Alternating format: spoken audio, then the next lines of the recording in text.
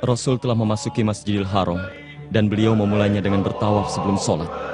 Beliau melakukan tawaf 7 putaran dengan mengendarai untanya dan para sahabat mengikuti. Kalau begitu, ayo kita bergabung dengan mereka.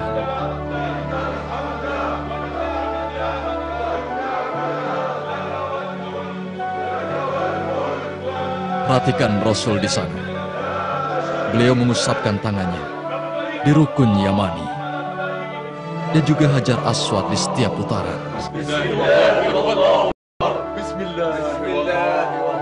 Dan dengarkan mereka mengikuti apa yang beliau ucapkan sebagai ungkapan rasa percaya apa yang beliau katakan dan rasa keimanan kepada Allah.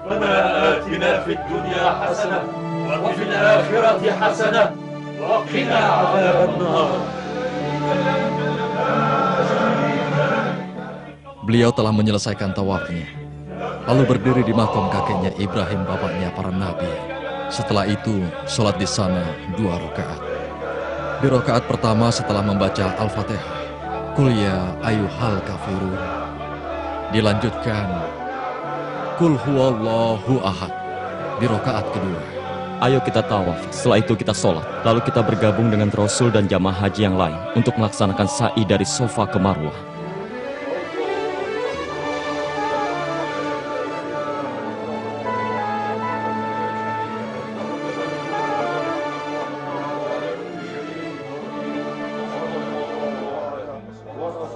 Jelaskan kepadaku, Bu, mengapa Rasul berlari-lari dan berlari dari Bukit Sofa ke Bukit Marwah, lalu kita mengikutinya? Ampuni dan kasihanilah aku ya Allah. Engkaulah yang maha perkasa dan termulia. Ya Tuhanku, ampunilah dan kasihanilah diriku. Melakukan ritual sa'i dari Bukit Sofa ke Marwah untuk mengenang berlari kecilnya Hajar, istri dari Nabi Ibrahim alaihissalam, ketika beliau mencari air untuk bayinya yang bernama Ismail. Oh begitu, sekarang aku mengerti. Aku pernah mendengar seluruh kisah itu.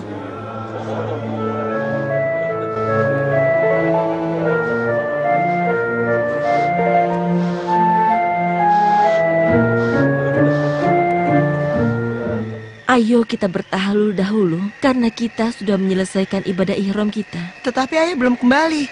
Apa sebaiknya kita menunggunya? Ayah harus tetap berpakaian ihram sampai dia selesai melaksanakan ibadah haji. Apa aku juga harus memotong rambutku seperti yang dilakukan mereka? Iya, dan setelah itu kamu bisa berganti pakaian. Semoga Allah menerima umroh kalian. Dan bagi siapa yang hendak berhaji bersama Rasul, hendaknya dia bersiap-siap esok untuk menuju Mina untuk menyelesaikan ibadah hari Tarwiyah bersama Nabi Muhammad SAW melewati padang Arafah. Kita berwukuf di sana pada tanggal 9 Zulhijjah hingga terbenamnya matahari.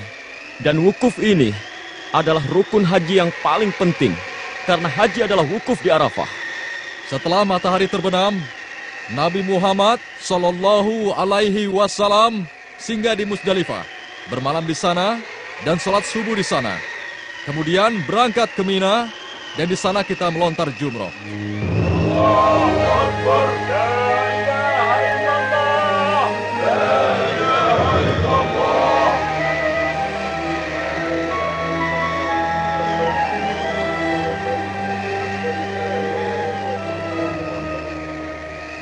Waktu terus berjalan, sementara Rasul masih berwukuf di Arafah. Beliau menghadap ke kiblat dan berdoa kepada Tuhannya, tidak bercakap-cakap dengan yang lain.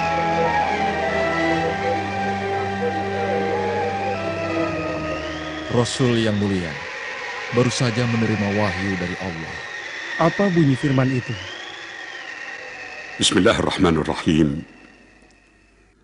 حرمت عليكم الميتة والدم ولحم الخنزير وما أهل لغير الله به والمنخنقة والموقوذة والمتردية والنطيحة وما أكل السبع إلا ما ذكيتم وما ذبح على النصب وأن تستقسموا بالأزلام ذلكم فسق. اليوم يئس الذين كفروا من دينكم فلا تخشوهم واخشون اليوم أكملت لكم دينكم وأتممت عليكم نعمتي ورضيت لكم الإسلام دينا فمن اضطر في مخمصة غير متجانف لإثم فإن الله غفور رحيم. صدق الله العظيم.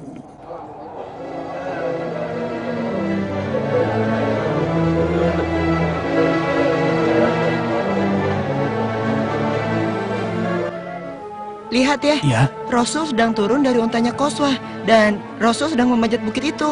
itu memang benar anakku. Sesungguhnya beliau hendak menyampaikan khutbahnya kepada kaum muslimin. Ayo kita ke sana.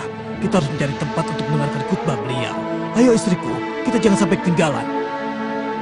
Wahai kaum muslimin, ayo berkumpullah untuk mendengarkan khutbah Nabi Sallallahu Alaihi Wasallam.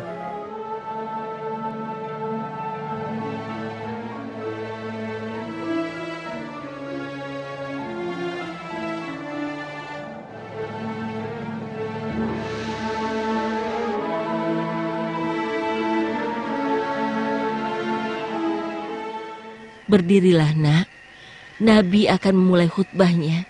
Dan berdirilah dengan tenang dan beradab. Dengarkan baik-baik ucapan beliau. Sepertinya kita terlalu jauh dari beliau. Aku tidak yakin bisa mendengarkannya.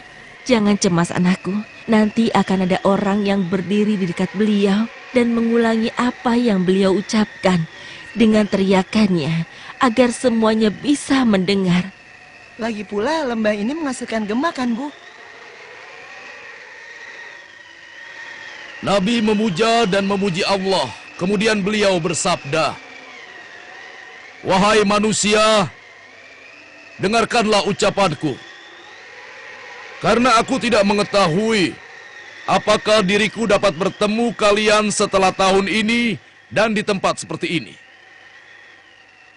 Wahai manusia, sesungguhnya darah dan harta kalian adalah haram untuk ditumpahkan hingga kalian berjumpa dengan Tuhan kalian, sebagaimana haramnya hari ini dan bulan ini."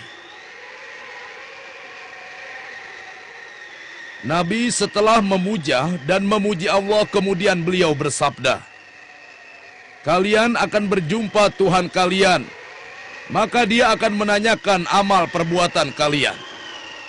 Dan telah kusampaikan, barang siapa yang dititipkan amanah, hendaknya ia menyampaikan amanahnya itu." Nabi setelah memuja dan memuji Allah, kemudian beliau bersabda, "Berpegang eratlah kalian pada ucapanku, karena aku telah menyampaikannya. Dan kutinggalkan kepada kalian sesuatu yang jika kalian berpegang kepadanya, kalian tidak akan sesat selamanya, yaitu kitabullah dan sunnah Rasulnya." Dan Rasulullah bertanya, "Tahukah kalian hari apakah hari ini?" Hari Akbar. Rasulullah bersabda, "Allah mengharamkan darah kalian dan juga harta kalian hingga kalian berjumpa Tuhan kalian seperti haramnya hari ini." Rasulullah juga bertanya, "Sudahkah aku sampaikan ini pada kalian?" Ya. Dan Rasulullah bersabda, "Ya Allah, saksikanlah."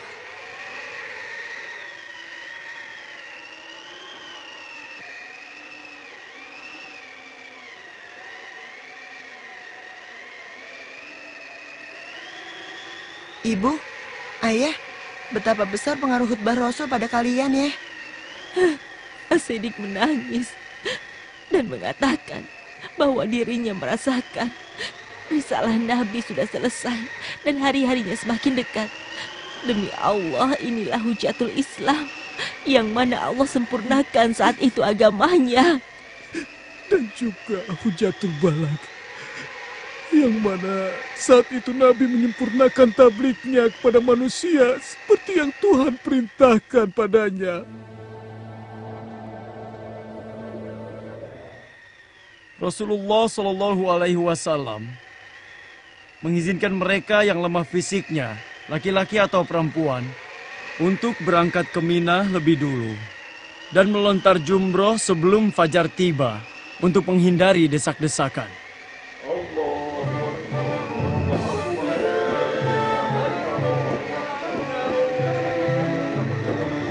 Allahu Akbar, Allahu Akbar, La ilaha illallah.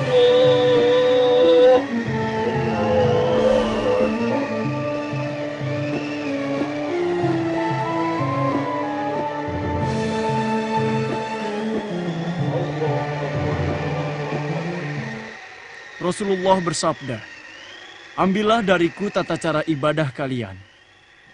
Kalian akan berangkat ke Mina, lalu kalian melontar jumroh Aqobah dengan 7 batu kecil.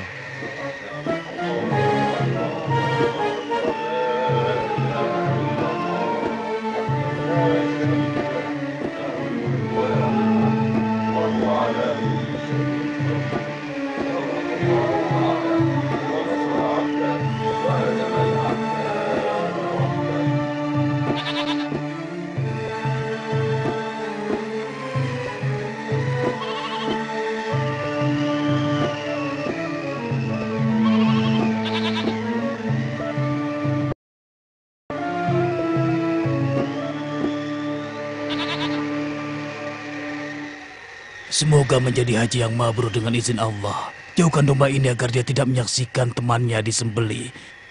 Begitulah yang Rasulullah Shallallahu Alaihi Wasallam perintahkan pada kita. Alaihi salatu wassalam. Anda benar penyembelih hewan. Memang demikianlah cara Rasulullah mengorbankan hewannya, Yang terdiri dari 100 ekor unta. Menyembelih 63 unta sebagai ganti 63 tahun kehidupan beliau. Dan Ali bin Abi Thalib menyembelih sisanya. Sekarang ambillah upah Anda sebagaimana Rasulullah ajarkan. Dan bila dengan ini diriku menafkahi Anda, maka kuniatkan karena Allah. Rasul memerintahkan pada kalian semua untuk berangkat ke Baitullah dan melakukan tawaf ifadah. Lalu kembali ke Mina. Setelah itu menginap 2 atau 3 malam dan melontar 3 tempat jumroh.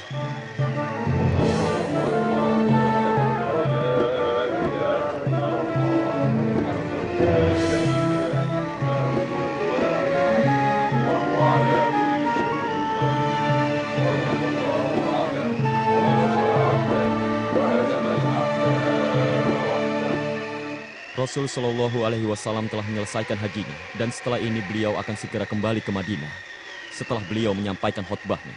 khotbahnya benar-benar telah memenuhi pendengaran dan juga sanubari kita dan menyinari kita dengan cahaya. Ada apa gerangan? Sehingga beliau mengulangnya, khususnya tentang syariat. Beliau ingatkan kita dan hendak tempatkan kita di jalan yang lurus.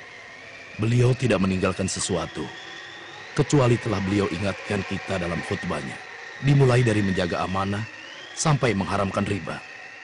Dan juga menumpahkan darah serta merampas harta benda. Juga mengharamkan menuntut balas dan membunuh. Dan bulan yang diharamkan berperang. Menekankan tentang hak yang sama di kalangan kaum muslimin. Dan melarang perpecahan di antara mereka. Beliau juga mewasiatkan agar berbuat baik pada wanita. Kenapa beliau mengatakan kepada kita, barangkali diriku tidak akan bertemu dengan kalian setelah tahun ini, tepat pada hari ini, dan juga bulan ini. Maha suci Allah. Bukankah termasuk rukun iman mengimani hal yang gaib? Tidak ada cara lain kecuali kita mengucapkan salam perpisahan kepada beliau. Kalau kita meninggal tahun ini, haji ini disebut haji wada. Apa yang dikhawatirkan kaum muslimin benar-benar terjadi. Tidak lama kemudian Rasulullah Shallallahu Alaihi Wasallam wafat. Dan peristiwa haji itu disebut dengan haji wada. Dan khutbah beliau pada waktu itu disebut khutbah wada. Bismillahirrahmanirrahim. Laqad ja'akum rasulun min anfusikum azizun 'alaihi ma 'anittum harisun 'alaikum bil mu'minina raufur rahim. فإن تولوا فقل حسبي الله لا إله إلا هو عليه توكلت وهو رب العرش العظيم. صدق الله العظيم.